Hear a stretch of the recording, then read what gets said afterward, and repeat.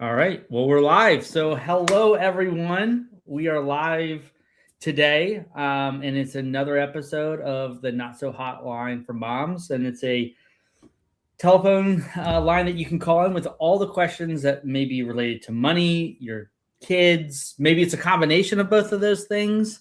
And so I have, for those that don't know me, my name is 𝘵𝘩𝘪𝘴. I'm a financial advisor, and I am your best financial friend. And today I have with our co-host, Alyssa Smith. And so we're going to be going over a question today. But before we get into all of that, Alyssa, how's your week going? It's Memorial Day weekend. It's a long weekend. So yeah, it's Friday. We're celebrating. So it's all good things. I'm having a great week. My kids are already here. Memorial Day weekend has started early over here. I'm noticing with our live, Billy, we're live on Facebook. We are live on YouTube, but we are not live on LinkedIn. I got the saddest little note just now saying, "Oh no, yeah, we're not." So our people on LinkedIn are going to be like, "Where are you?" Bummer. It says, "It looks like this stream was deleted on LinkedIn. Try creating a new stream." What? Or just remove this destination from the stream and re-add it. So I don't know. Maybe I'll remove it and re-add it right now. Like remove. I'll work on that in the background. Okay, you can work on that in the background. Oh, I think I'm doing it. LinkedIn profile, add the destination. Yeah. Sorry. I'm like, if you want to be the guy to add that, we can do that. I'm like, sorry, folks. It says we are live now on LinkedIn. It does? Yep. Oh, okay. So we figured out. It does not say that on my end, but oh, there we are. We are on LinkedIn. Awesome. so the one thing that's awesome about this line, like this show, is that like it's just off the cuff. That's what we want it to be. So because we don't necessarily think about when we get the questions, we're not automatically thinking about responses. We want to give you real-time responses. Yes. And so like I said, that's the power of going live. You never know what's going to happen. So. It's so true, especially when you turn the tech over to Alyssa. Watch out. But isn't that's so what parenting is, Billy? You just don't know what you're going to be handed, right? You got no idea. And income's a problem. And we've just got to pivot, roll with it, make it work. And look at us. We're doing it today, too. Yeah, we're here. So, brilliant. Go ahead. I was gonna say, how's your week been? Other than the snafu on the live, how's your week been? My week has been great. I mean, quite busy. I'm doing a bunch of ADHD coaching on the side, so that's really exciting. Working with families and kids. This is like a new little add-on to my world, and I'm kind of like I'm really digging it, actually, to be honest. So that's really fun. But I'm excited. I've got my parent reset is coming up, so I'm behind the scenes like a little wizard working on that. And that'll be my June. And the weather is brilliant out here. I don't know about you, Billy, but like the sun is shining, and I just can't wait to get outside with my girls later. So yeah, I'm the same way. It's got lots of stuff planned for outside this weekend, so hopefully the weather is good and stuff like that. So it's Memorial Day, so it's my favorite time of year because that means summer's coming, and that means beach for me. Come on, yes. But anyways, we're gonna get into our question today. I think it's a really good question. I really think it bridges the gap between what you do and what I do, because there's the technical side of things, but there's also like the mindset around things. So without further ado, let's get into that. Absolutely. So as you know, as our listeners, we do invite you to call in any questions to our Not-So-Hotline for mom, money related, parenting related, intersection of both of those worlds. And we just chat it through. So this week, though we had the voicemails open, we had a couple. I loved a DM that came through, and I just threw it at Billy like a few seconds before we came live, and he was like, perfect. We can talk so much about that one. So here's our DM for the day. This one was via LinkedIn. Here it is. Her name is Jenny. Hi, Billy and Alyssa. My kid is starting to earn money from chores and helping a neighbor. At what point do I start letting her manage some of it herself? It's really just sitting in a little, what does that say? A little case in her, a little case. It looks like maybe she meant bank, I don't know, in her bedroom. Do I get her a debit card? Help. That's it. So she's earning money. We don't know the age from this little prompt, but she's saying, at what point do I start letting her manage some of it herself? Yeah, I love this question. I think the earlier the better to start with your kids. I personally believe, like, if you're gonna start having your child manage, I really feel like that elementary school age is probably a good place to start. Yeah. But before that, I really feel like conversations around money should happen before that, right? Introducing money, the thought of money, the value of money, why money exists, right? Why we use money, those types of things, so that when they get to that age, when they start making money, whether it's, I think my very first thing I ever made money off was a lemonade stand, right? And I think I made like $20 or $30, and I thought I was, on top of the world, right? Like, what can I spend this on? But I feel like when we get to that 8-6 range, somewhere in there, we're that child's at a place where they can understand some of the more basic things about money. So understanding, like I said, the savings, the what spending is, that's kind of where I would start there. And I would start very simply, before ever putting money into a bank, really just helping them separate their money. So, maybe it's a jar system, maybe it's an envelope system, but having money that, one bucket is for spending. Like, this is my spending money. This is my savings money. This is my maybe my giving money, right? Like, I give this to a charity or something like that. But you're teaching them, okay, like, money has a job, right? If I give the dollars that I'm earning jobs, that starts to kind of put that into a framework for them, so that when you give them more responsibility of managing their money because the psychology of physical money versus swiping a card is completely different. Being able to just walk into a store, swipe your card, you don't think about, there's no consequence. You're not having to give something up, right? In the sense of, like, physically. And for a kid, you want them to see that tangible thing, that this thing is leaving. I'm giving something away in order to get something. So that's kind of my 2 cents of, like, if you want or ask me where I would start, how early I would start as far as just managing money. I would say that elementary age is a good framework. And you know what? I love all that you said about the buckets. I love how you talked about really understanding the purpose of money and the purposes of money, actually, right? Because that ties with the buckets, right? So I'm going to tell you, there's different ways we use money, and this is why we need it. We love it. And here are some of the ways we can kind of separate, as you said, our money, because there are different jobs we want it to do for us, right? Love that. And you mentioned, like, the 6 to 8 zone. I mean, I taught for 17 years, and I taught that zone for 6 of those years. There's always going to be a unit on needs versus wants right there in first grade. So the kids learn there are things that I want, but it's not necessarily a need. And if I plan for it, right? Like, if I plan for it, I can save up for something that I want, but I always have to make sure I'm fulfilling the needs. That can tie really beautifully with money. But the money talks aren't happening in school at that age, really. It's just like learning what the coins are, right? Like learning the coins. And I mean, in second grade, it's making change is what you do. But I mean, we don't go there. We don't, in school, when they're in elementary age, they don't have it. So it's really left to the parents. And like you said, the conversations you have. Yeah. Billy, you're so good with questions. Like, if you were, like, sitting down, I mean, my Paitley's 7, she's turning 8. She is not yet earning money, though my tween, we can talk about her in a moment. She is earning money, just like, I'm imagining it's a tween, just like Jenny writing in here. Yeah. So my 7-year-old, I mean, I bet you would just want to check what she knows and understands and thinks about money first, right? Yeah. Like, the ability just to hold money in her hand, right? And to be like, this is a physical object, right? This is, and then going over, like you said, educating them about like the different currencies and like what the value is of each currency.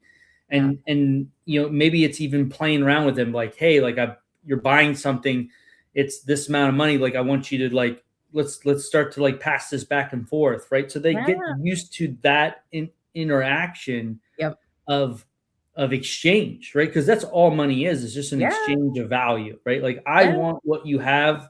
You say it's worth $10. Here's $10, right? I want this thing. Yeah. So it's just helping them understand the psychology around money and not to be like, hey, like I have control over this. Like I can give it away or I can hold on to it. Like it's my choice. Yeah. Right. When you started talking about that exchange, like you were like, have them play around with, two thoughts I had. One was, oh my gosh, we do that when we play Monopoly, don't we? Like they're making the calls, right? Yeah. And like the game of life. I don't know if you had that in the 80s. We did. Yeah. Oh yeah. 90s for you, but we did that. The game of life. We were deciding, am I investing? Am I not? Right. Yeah. Like cool. I could imagine you talking, you know, to a kid and being like, saying like, hey, you have this money, like walking to the store, like, what are you going to spend your money on? Instead of like saying, hey, you can spend your money on this or this or this. Like, hey, you got $10. What do you do? Yeah. I'm going to go spend it. Or, hey, mom, I'm going to save this $10 actually for the next time. Yeah. Great choice. Like, why did you choose that? Like, what made you want to do that? Well, I really wanted this toy that I saw online. Or, hey, I want to get this toy that's $30. So I'm going to wait until I collect $30 and then I'm going to go buy it. There you go. I just had like a flashback to when I taught in Korea, and one of my neighbors and friends, another fellow teacher, his, I believe, third grader at the time, wanted like a game console, like a gaming console or something. And he was like, listen, kid, you're going to have to find ways to earn for that. And there's something about having a goal or like what you want to be working towards. That's so motivating, isn't it? Because that dad's decision to be like, listen, you've got to get creative and figure it out. You know, it made her start actually talking to neighbors, saying, is there anything I could support with? Do you need a mother's helper sometimes? Can I watch your kid on the playground? I ended up being one of the moms she asked, and I was like, sure, you can watch my kids on the playground. I will get meal prep in. Go for it. It was outside my apartment, but it worked, right? Yeah. So having a goal sometimes, like you said, that conversation can be motivating and bring a heck of a lot more in. Well, I mean, on the on an older aspect of things, like I had a client who was like, I'm going to help my child pay for college, right? And it's going to be in state school, right? So because they get better rates and stuff like that. And she was like, I'm going to pay for X, and her child was like, well, I want to go to this school, which was an out-of-state school. And her mom said, well, I'll pay for X. You have to figure out the difference. Like you have to figure out, is it a loan? Is it a scholarship? Is it like, and she ended up figuring out the rest. She got a bunch of scholarships and stuff like that. But I think that example showed her daughter, like, to go, like, if she really wants something, to go out there and get it, not just be, hey, I'm going to wait for it to be handed to me. And so it kind of goes on the same line as what you were just saying. So yeah. And now just bringing back, so now I'm connecting us back to Jenny here. So of course we're going to start with all the things we discussed, right? Like needs and wants, figuring out how we want our money to be working for us, you know, and like having that, oh my gosh, here's why I'm earning this, like having kids name it. And also you said just the difference between abstract and concrete. But now going back to Jenny, she's like, when, I guess her question is like, when do I get them a card? Well, let me read it exactly again. Yeah. At what point do I start letting her manage some of it for herself? So you said it could be physical with the actual money before you even go to a bank. Yeah. I don't know. How old do you think might be too early for a debit card for kids? Do you have any thoughts on that, Billy? I'd like, the age group I like for that is we're getting a little bit older here. So like middle school age, like 11, 12, 13, somewhere in there. Yep. Because if we built the skill around what we just talked about, like if we built that skill, they understand money, they know the power behind it and how to use it. Now we can introduce some of those spending cards. Banks have them. You can set up individual accounts. But what a lot of the times parents will do is they can also set up what's called like spending limits. So they might have $1,000 in their bank account, but like, maybe we put a limit on that. Maybe you can only spend $200 a day, right? So that so there's still some guardrails there, right, for them. But that helps, because like I said, we've already accomplished the physical touch of money, but now we have to address what most people are going to be, how most people, 99% of the people spend their money is just clicking a button, swiping a card, and not even thinking about it. And so that requires a different skill set when it comes to managing, because it's out of sight, out of mind. Yes. And now the need or the want, what's the word I'm looking for? The want, that builds up inside of you becomes stronger. And now you have to be able to really guardrail those things. Like manage that, because you get the impulse buying. I imagine for a kid who is prefrontal cortex, that decision-making, thinking part of your brain is not done growing till mid-20s, right? And we're talking about our 11-year-old making calls like that. We're like, ooh, it's going to come from an 11-year-old brain. So they're just going to spend it all, right? Yeah. Different. And what you said about the physical thing, Billy, my daughter, she does volunteer face painting around the town, but she puts up tips appreciated. She just did it last week at like Run Your Own Way run. And what did she make? 30, 32 or something like that. Can I tell you, she got home and instantly was like, I want to get those pair of sneakers. I'm going to have money left over from Christmas. I want that pair of Nikes that I was looking at. And I'm like, ooh, do you need them? And she's like, I don't need them, but this is my money. So I was like, step back, Alyssa, step back. But she had a moment, Billy. She went to she has like the safe that she opens up, and she laid it all out and she counted it all out first. And I love that, because she's like, what do I have? So she had like whatever, a little under 300. And she was like, ooh, and she thought, there was a pause. And then she was like, yes, I want to do this. And she literally like counted out the 55 or whatever to give me. And I was like, okay. And I like that she did that, Billy, because she's got ADHD. We make impulsive decisions. I don't know. I like it better than if it had been in a bank account. It would be so easy for her to swipe all the time, I think. Agreed. It just speaks to our human nature in the sense of like path of least resistance, right? And if it just becomes such a second nature to us, we just we stop thinking about it. And that's where like credit cards can get us into trouble, because you swipe and you're like, oh, I'll just pay this later. But now, we just talked about, the debit card, the credit card's an entirely different thing. And so like if I was talking to this mom, I would definitely hold off on that until the ages of like 14, 18, because then you can introduce different topics. At that point, you can introduce the investing, right? We can start to introduce what investing is, why it's an important aspect, not just talking about just random investments, but just, hey, why do we invest, right? This is why we invest.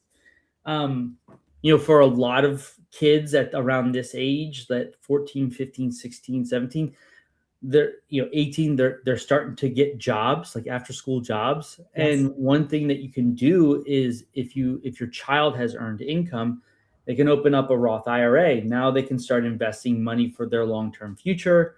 And so this is probably the age group where I would introduce the credit card idea, because I give you a perfect example. I had no idea what a credit card was until I got to college. And I was walking down the quad, and literally first day of school, I'm walking down the quad to the main student area, and lined on the sides of the streets were just credit card companies. And they were just like, hey, sign up for this. Like you get this. And you think it's like, oh, like, well, hey, like I'm going to build my credit and stuff like that. But what they don't teach you about credit cards is that, hey, yeah, you can swipe your card, but you're going to owe that money. They're going to charge you interest. It's going to grow, and it's going to grow in the wrong way. And you can be in some serious credit card debt at the age of 18. You can be in thousands of dollars of debt before you even knew it. Right? Because you're just walking to class and these guys are lined up ready for kids totally unprepared. Whoa. So now I'm like, oh my God, they need some vocabulary too. Like they need to know what interest is, because interest is not what interest is for when you're a kid. And we could build understanding of that in. Oh my gosh, one of these days I'm gonna make you make a money vocabulary for kids. Yes. And when we introduce it, my gosh. Yeah. Get that going. And just helping them understand how to use debt. Like, because there's a lot of people out there that definitely talk bad about debt. And yes, there are some bad debt. Credit card debt's bad debt, but there's also other ways to use debt. I mean, if you own a home, you're using debt. For sure. Right? Like, so helping your kid understand what good debt is, what bad debt is, how to use it, but also like how to not fall into that trap of getting into high interest credit card debt. Yep. Because that's a hard thing to get out of when you're that age. And then you're the guy who talks about money stories. What kind of money stories, foundational money stories, are we creating for ourselves if that's how we start, right? Yeah. Ooh. Yeah. Billy, we spoke for 20 minutes about this beautiful question. I'm sure Jenny is gonna write me back and let me know what she thinks about this one. We did it. We are on multiple platforms today. Yeah, I mean, like I said, I feel like we're piecing the puzzle every time we get on. So it's getting better and better each time. And so I know a lot of people tell me that they watch the replay of this and they're like, that was so good. I'm gonna have to send my own question in. And so please do send your questions in. We're here to answer, and give our best answer as we can. Yeah, absolutely. And Billy and I are back. It's every third Friday of the month, unless, maybe vacations. We haven't discussed that, but third Friday of the month at 12 noon Eastern Standard Time. We hope to see you next time. Have a good one, everyone. Bye, guys.